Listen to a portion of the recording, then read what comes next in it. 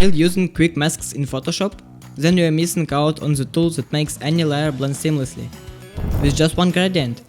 In the next few minutes, I will show you how alpha channels can fix harsh edges, weird transparencies, and give you full control over every blend. So what are alpha channels and why should you even care? Think of them like layer masks, but smarter.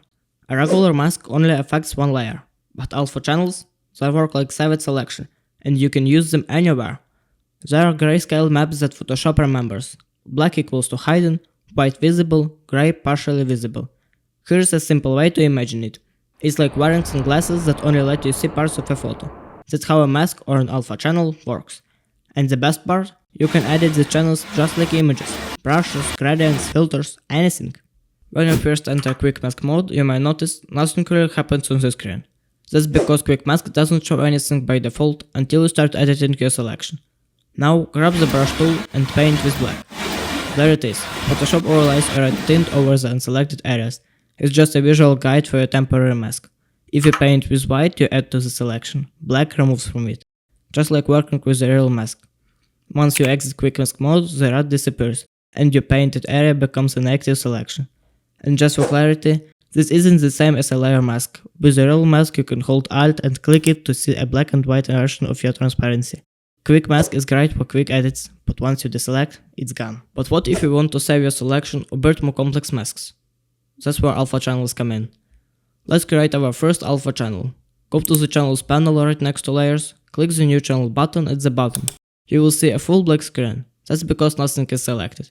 But you could also create a selection first and then add the channel, and it would store the selected area in white.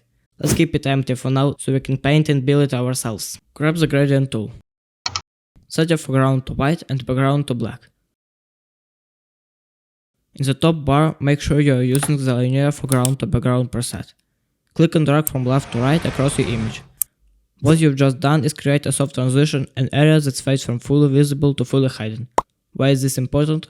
Because when you load this channel as a selection, Photoshop will select the white parts more strongly than the black ones, and gray areas will be partially selected. That's how we get beautiful feathered blends. Time to put the channel to work. Hold Ctrl or Command and click the thumbnail of the alpha channel you just made.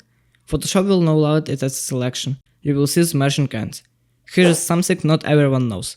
The merging ends only show areas that are more than 50% selected. But the gray areas? They are still part of the blend, just more subtle. Now click the RGB composite at the top of the channel panel to return to the full image. If you still see a red overlay, that's just the alpha preview. Click the eye icon next to the channel to hide it. Now go to your layers panel. Select the top layer and add a layer mask. Boom. The image below starts showing through, but only where the selection is loaded. That gradient you made in the alpha channel is now a soft fade in your image. But wait, what if it's bleeding into areas you want to protect? Maybe the subject's face looks weird now with background color looking in. Let's fix it. Move back to the channels panel and click the alpha channel to select it. Then hit the eye icon to show it as an overlay. That red tint? That's Photoshop showing where the mask is active. Grab a soft brush, set the foreground color to black, and paint over the area you want to protect, like the subject's face.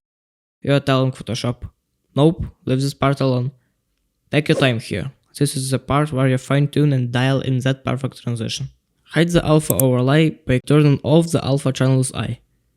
Then Ctrl Command plus click on the alpha channel thumbnail. And boom, your updated selection is loaded. Yep, this even works when the channel is hidden.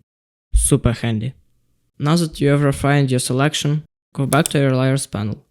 If your top layer already has a mask, delete it. We are replacing it with the new improved version. Then add a fresh layer mask. This time, the subject's face won't be affected, because you painted it black in the channel. The result?